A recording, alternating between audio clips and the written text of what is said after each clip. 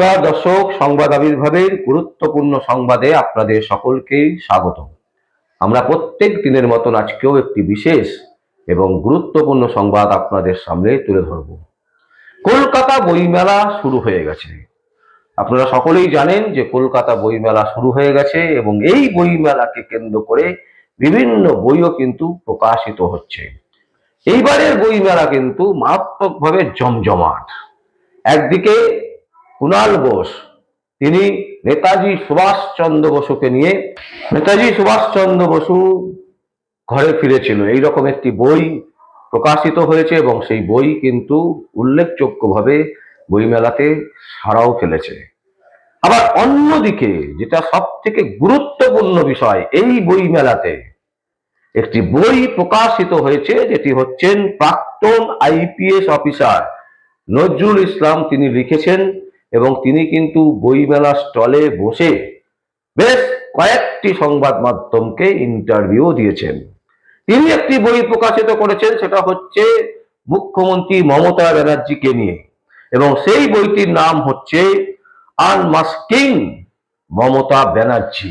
মমতা ব্যানার্জি সম্পর্কে এমন কিছু তথ্য, এমন কিছু প্রমাণ তিনি সেই বইতে দেওয়ার চেষ্টা করেছেন যে বই কিন্তু এই মুহূর্তে বাংলাতে আলোড়ন সৃষ্টি করেছে। আপনারা সকলেই জানেন এর আগে তৃণমূল কংগ্রেসেরই দলের একজন বিধায়ক, প্রাক্তন বিধায়ক, তিনিও আইপিএস অফিসার ছিলেন, তিনিও কিন্তু একটি বই প্রকাশিত করেছিলেন এবং যে বইতে একেবারে মমতা ব্যানার্জিকে তুলে ধরা করা হয়েছিল, মমতা ব্যানার্জির প্রকৃত সত্যকে প্রকাশিত করা হয়েছিল। এবং সেই বই নিয়ে যখন কোনো একজন আইনজীবী বক্তব্য রেখেছিলেন, সেই বইয়ের অংশ তুলে ধরেছিলেন, তখন কিন্তু কলকাতা পুলিশ, মমতা ব্যানার্জির দালাল পুলিশ, সেই পুলিশ তাকে গ্রেপ্তারও করেছিল এবং সেই মানুষটির নাম হচ্ছে, আপনারা সকলেই জানেন, কৌস্তব বাগচি।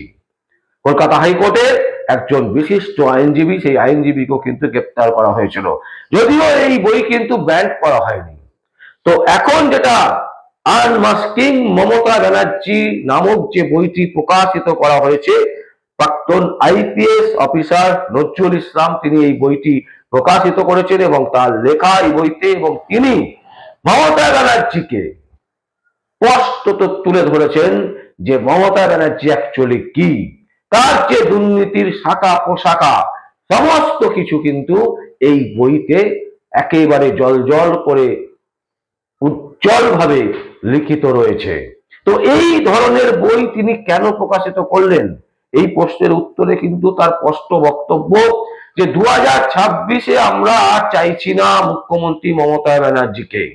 তার যে দলিল, সেই দলিল আনমাস্কিং, মানে কোনো মাস্ক করা নেই, একেবারে মমতা ব্যানার্জির যে কুকর্ম সেটাকে তুলে ধরা হয়েছে।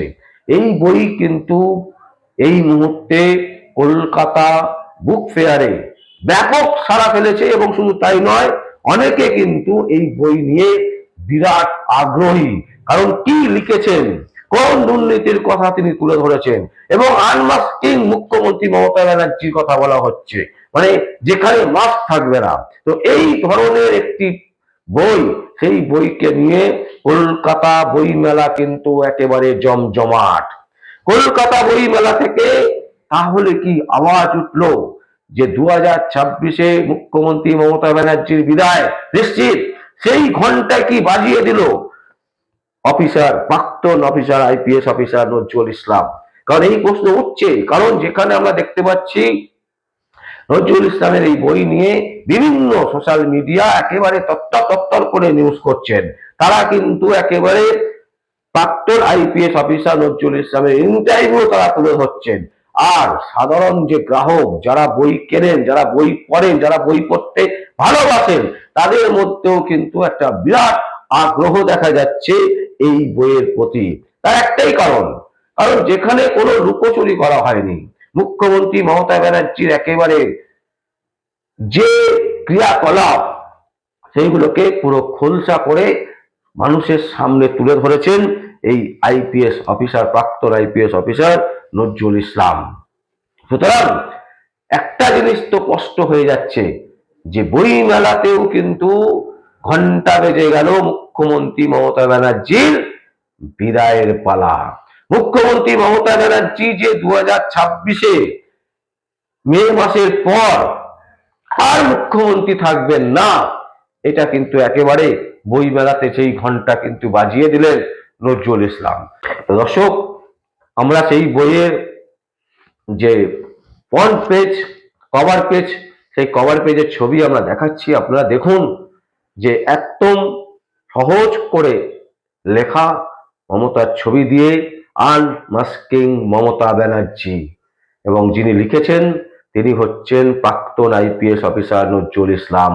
এবং তার এই বই যেভাবে সাড়া দিচ্ছে বাংলার মানুষের কেনার জন্য, তাতে করে একটা জিনিস পরিষ্কার যে আগামী দিনে মানে মে মাসের যে বিধানসভার রেজাল্ট বেরোবে এবং যে রেজাল্ট আসবে বাংলার বুকে থেকে, তাতে কিন্তু মমতার বিদায় নিশ্চিত। দর্শক, আমরা এই সংবাদ আপনাদের সামনে তুলে ধরলাম। যদি আপনাদের কোনো বক্তব্য থাকে, কোনো কমেন্ট থাকে, অবশ্যই আপনারা কমেন্ট বক্সে কমেন্ট করবেন। আর দেখতে থাকুন পরবর্তী সংবাদ, সংবাদ আবির্ভাবে। আমার নাম বিশ্বজিৎ পাল, সংবাদ আবির্ভাবের জন্য।